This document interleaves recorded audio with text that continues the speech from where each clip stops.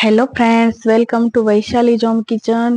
આજે મેં homemade natural Holi colour બનાવ્યા છે, એકદમ ઓર્ગેનિક, જે તમારા બાળકો રમશે અને મોઢામાં જશે તો પણ કોઈ નુકસાન નહીં કરે। અહીંયા મેં કોર્નફ્લોર અને બધા વેજીટેબલથી આપણે કલર બનાવવાના છીએ। એના માટે મેં બીટ, ટમેટા, પર્પલ કેબેજ, પાલક, હળદર અને ઉજાલા લીધા છે, જે સફેદ કપડા માટે આપણે યુઝ કરીએ છીએ। આપણે સૌથી પહેલા મિક્સર જારમાં પર્પલ કેબેજને કટ કરી લઈશું અને એની અંદર આપણે જરૂર પ્રમાણે થોડું પાણી એડ કરી અને એકદમ ફાઇન પેસ્ટ બનાવી લેવાની છે। એકદમ ઈઝી છે બનાવવા કલર, અને એક જ દિવસમાં તમે કલરને રેડી કરી શકો છો। તો આપણે પેસ્ટ એકદમ સરસ બની ગઈ છે। હવે આપણે એક સ્ટેનરની મદદથી પાણીને અલગ કરી લઈશું, જેથી આપણને પર્પલ કલરનું પાણી મળી રહે અને એમાંથી આપણો પર્પલ કલર બને। તો આ રીતે આપણે ગાળી લેવાનું છે, એટલે આપણને પર્પલ પાણી મળી રહેશે। હવે આપણું પર્પલ પાણી રેડી છે। હવે આપણે એમાં 3 ચમચા જેટલો કોર્નફ્લોર એડ કરી દઈશું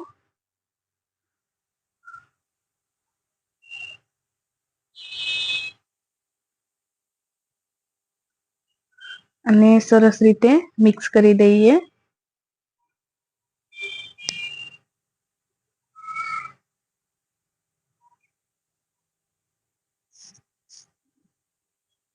આપણો પર્પલ કલર રેડી થઈ ગયો છે।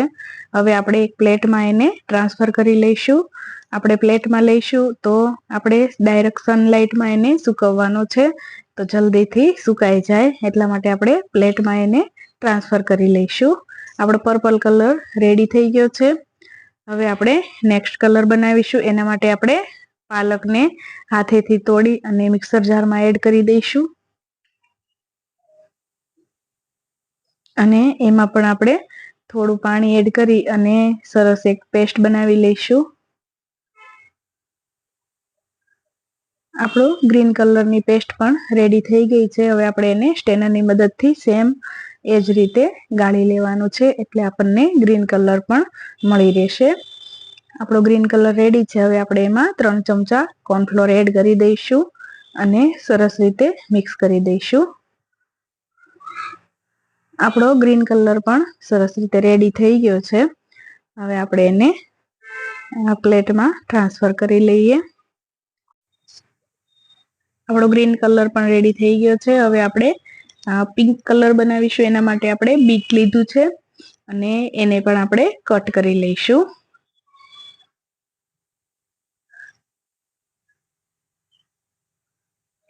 બીટ કટ થઈ જાય એટલે આપણે જરૂર પ્રમાણે થોડું પાણી એડ કરી અને એની પણ સેમ ફાઇન પેસ્ટ બનાવી લઈશું। હવે આપણે એને સ્ટેનરની મદદથી ગાળી લઈશું, જેથી આપણને પિંક કલર મળી જશે।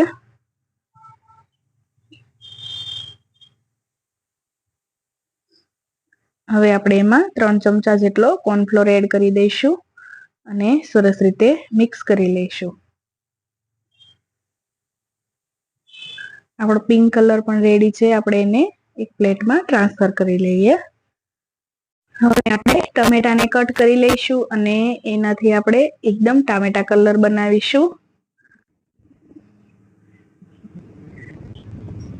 ટમેટાની પણ પેસ્ટ રેડી છે, એને આપણે સ્ટેનરની મદદથી ગાળી લઈશું, એટલે એકદમ લાઇટ પિંક એટલે કે બદામી કલર થઈ જશે અને એમાં આપણે કોર્નફ્લોર એડ કરી અને સરસ રીતે મિક્સ કરી લઈશું।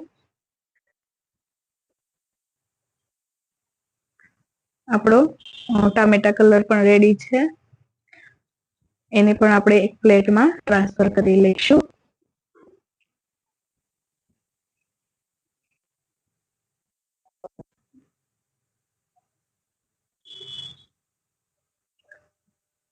હવે આપણે યલો કલર બનાવીશું। એના માટે આપણે હળદર લીધી છે, 2 જેટલી હળદર લીધી છે, એમાં આપણે 3 ચમચા જેટલો કોર્નફ્લોર એડ કરી દઈશું અને પહેલા ડ્રાય થોડું મિક્સ કરી લઈશું અને થોડું થોડું પાણી એડ કરતા જઈશું અને એની પણ એક પેસ્ટ બનાવી લઈશું, જેથી આપણો યલો કલર પણ રેડી થઈ જશે।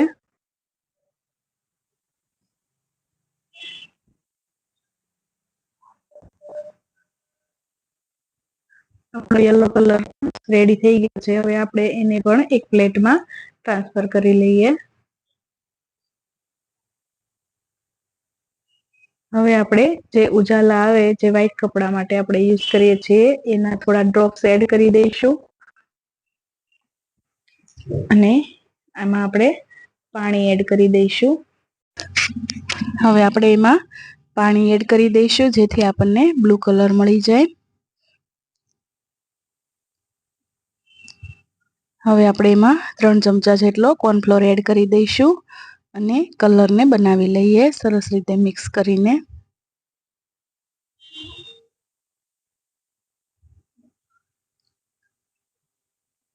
તો આપણો પર્પલ બ્લુ કલર પણ રેડી થઈ ગયો છે.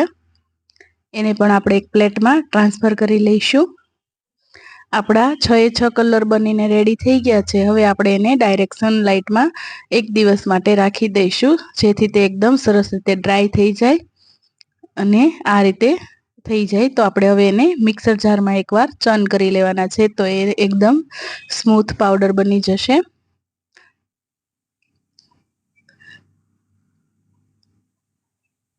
સૌથી પહેલા આપણે પર્પલ કેબેજ વાળો પર્પલ કલર છે એને આપણે ચર્ન કરી લઈએ. આપણો પર્પલ કલર રેડી થઈ ગયો છે. આ રીતે સેમ પ્રોસેસથી આપણે બધા જ કલરને મિક્સરમાં 2 થી 3 ચક્કર લગાવીશું, ત્યાં જ આપણા કલર રેડી થઈ જશે. હવે આપણે ઉજાલાવાળો બ્લુ કલર છે એને પણ રેડી કરી લઈએ. હવે આપણે બીટવાળો પિંક કલર છે એને પણ રેડી કરી લઈશું. હવે આપણે ટામેટા વાળો જે બદામી કલર છે એને પણ રેડી કરી લઈએ. હવે આપણે પાલક વાળો ગ્રીન કલર છે એને પણ રેડી કરી લઈએ. અને હવે આપણે લાસ્ટમાં જે હળદર વાળો યલો કલર છે એને પણ ચર્ન કરી લઈશું. આપણો યલો કલર પણ રેડી થઈ ગયો છે. આપણા 6 કલર એકદમ સરસ રીતે રેડી થઈ ગયા છે. આ કલર કોઈ પણ સ્કિનને પણ નડશે નહીં અને બાળકના મોઢામાં જશે તો કોઈ પણ પ્રકારનું એને આડઅસર નહીં કરે. તો એકવાર જરૂરથી ટ્રાય કરજો. અને મારી રેસીપી ગમી હોય તો વિડીયોને લાઇક, શેર અને સબસ્ક્રાઈબ કરી દેજો. કમેન્ટ કરવાનું ભૂલતા નહીં. મળીશું આપણે એક નવા જ વિડીયો સાથે. Thank you. Bye bye.